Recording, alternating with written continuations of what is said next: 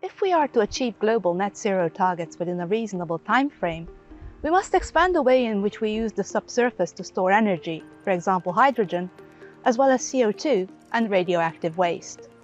In order to do this, we must investigate the long-term stability of geological reservoirs to understand what might cause them to leak over time and what the magnitude of such leakage might be.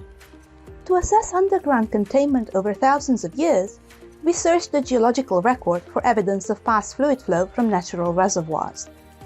In this regard, seafloor methane seeps are a useful analogue of geological storage sites.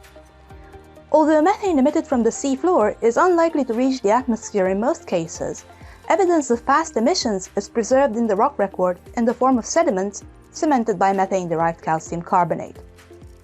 Collecting samples of such rocks over hundreds of miles of continental shelves to look for regional patterns in fluid flow requires extensive collaboration between national geological surveys and non-governmental organizations. Such collaborations also provide ample opportunity for interdisciplinary research involving bio and geoscientists, because the seeps themselves harbor unique ecosystems that rely, at least in part, on methane as an energy source.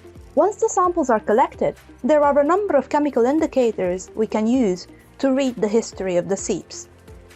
The carbon and oxygen composition of the samples can be used to gather information about the source and underground storage of methane-rich fluids. More importantly, we can use the radioactive decay of trace amounts of uranium present in the samples to calculate the age of the carbonate cements and implicitly the age of the fluid flow episode that generated them. Age data allows us to identify local episodes of methane-rich fluid flow and test whether these episodes reveal regional patterns where the timings are replicated on a wider scale. We can then examine the links between these patterns and environmental and geological factors, such as rising sea levels and tectonic activity.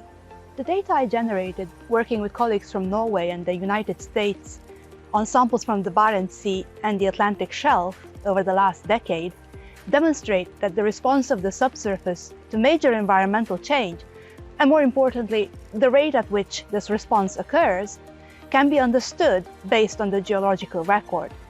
This gives me increased confidence that we can use the subsurface to meet the challenges of the global net zero strategy in the future.